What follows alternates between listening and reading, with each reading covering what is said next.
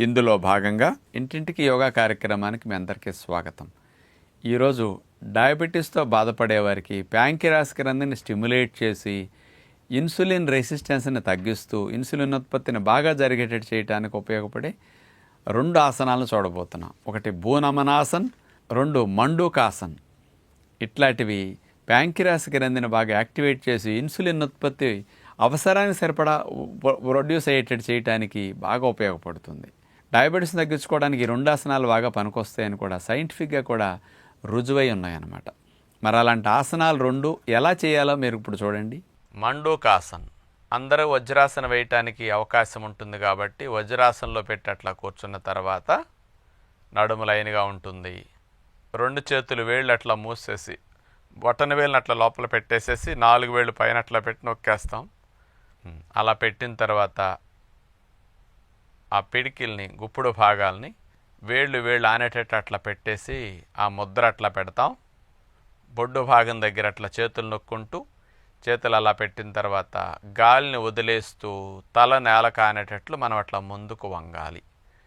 కదలకుండా అట్లాగే గాలి బిగించేసి గాలి పీల్చకుండా అట్లాగే ఉంటాం అన్నమాట. కింద ఉండగలసేపు అట్లా ఉంటాం. ఇలా బ్రహ్మముద్ర అట్లా పెట్టి నొక్కటం ద్వారా ప్యాంక్రియాస్ గ్రంథి బాగా స్టిమ్యులేట్ అవుతుంది ఫార్వర్డ్ బెండింగ్లో. మళ్ళా గాలిని పీల్చుకుంటూ తలను పైకి నడుమును పైకి అట్లా మెల్లగా లేపుతామన్నమాట. చేతులను అట్లా చాపేస్తాం. మండూకాసన్. ఇది తీసేసి విశ్రాంతి స్థితి. భూనమనాసన్. 2 కాళ్ళను అట్లా చాపి ముందు కూర్చుంటాం. ఆ తర్వాత 2 పాదాలను కూడా చాపేస్తాం.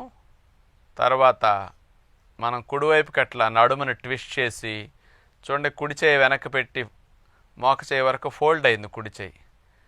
ఇప్పుడు కుడివైపుకి మనం బెండ్ అయ్యి నుదుటి భాగాన్ని నేల కానేటట్లు అట్లా ఉంచాలి. కానీ అట్లా ఆనాలని మనం కాళ్ళని పైకి లేపి కానీ కాళ్ళని మడిచి కానీ చేస్తే ఈ ఆసనంలో ఫలితం రాదన్నమాట. అందుకని పాదాలు 2 చాపు ఉండాలి, 2 కాళ్ళు నేలకు స్ట్రైట్గా అట్లా ఆనుండాలి. నడుమును మాత్రమే ట్విస్ట్ చేసి ఇట్లా కుడివైపుకి బెండ్ అయ్యి తలను నేలకు అట్లా ఆనిచ్చి కదలకుండా ఉండాలి. ఎడమ చేసి సపోర్ట్ ఇట్లా తీసుకుంటాం. భూనమనాసన్. అట్లా నమస్కార ముద్రలో తల నేల కానిచ్చినట్లుగా మనం అట్లా బెండ్ అయి ఉంటాం అన్నమాట. ఇలా ఒకవైపుకి చేసి ఉండగలిగినంతసేపు ఉన్న తర్వాత ఇప్పుడు మరోవైపుకి ప్రయత్నం చేస్తాం. ఇప్పుడు ఈసారి ఎడం వైపుకి మనం భూనమనాసన్ ఎలా చేయాలో చూద్దాం. నడుమునట్లా ఎడం వైపుకి తిప్పి ఎడమ చెయ్యి నేలకట్లా ఆనిస్తాం అరిచేతిని. కాళ్ళు చూసారుగా అసలు కదలకుండా అట్లాగే ఉండాలన్నమాట. పాదాలు స్ట్రైట్గా. ఇప్పుడు తలను తీసుకెళ్ళి ఎడం వైపు నేలకట్లా నడుమును ట్విస్ట్ చేసి వంచి అలా ఆనిచ్చి కదలకుండా అట్లా ఉండాలి. ఉండగలనంతసేపు ఆసనంలో అలాగే ఉన్నాం. ఇప్పుడు ప్యాంక్రియాస్ గ్రంథికి మంచి లాభం వస్తుందన్నమాట. తర్వాత మెల్లగా మనం పైకి లెగుస్తాం. చేతులు సాపేసి విశ్రాంతి స్థితి. షుగర్ వ్యాధిని తగ్గించడానికి ఆసనాలతో పాటు ముఖ్యంగా ఆహార నియమాలు 1-2 మీరు ఫాలో అవ్వాలి. అది మొట్టమొదటిది ఏమిటంటే ఇడ్లీ, ఉప్మా, తెల్లటి బియ్యపిండి దోశలు షుగర్ని స్పీడ్గా పెంచుతాయి. కేవలం పిండి పదార్థాలు ఎక్కువగా ఉండే టిఫిన్స్ కాబట్టి వాటిని మానేసి నానబెట్టిన వేరుశెనగ పప్పులు, పొలాన్ని పీకిన పచ్చి వేరుశెనగకాయలు కానీ అన్ని వలుసుకున్న పప్పులు, పచ్చి కొబ్బరి ముక్కలు కొద్దిగా, పెసలు, బొబ్బరు లాంటి మొలకలు 2 రకాలు. ఇలాంటి ఆహారాలు పెట్టుకుని బ్రేక్ఫాస్ట్లో తిని జామకాయ, దానిమ్మ గింజల ఇలాంటి వాటిని బొప్పాయి మొక్క కానీ ఇట్లాంటివి పెట్టుకుని తినండి బ్రేక్ఫాస్ట్లో. ఇలాంటి బ్రేక్ఫాస్ట్ మీరు ఒక ఆహారంగా మార్చుకోండి. ఇక రెండవది మధ్యాహ్న పూట రైస్ మానేసేసి మిల్లెట్స్తో చేసిన పుల్కాలు 1-2 పెట్టుకుని, పప్పు ఆకుకూర 1, వెజిటబుల్ కర్రీ మరొకటి పెట్టుకుని, కూర ఎక్కువగా పెట్టుకుని పుల్కాతో తినండి. డయాబెటీస్ తగ్గించుకోవడానికి చాలా బాగా ఉపయోగపడుతుంది. ఇది 2వ ప్రిన్సిపల్.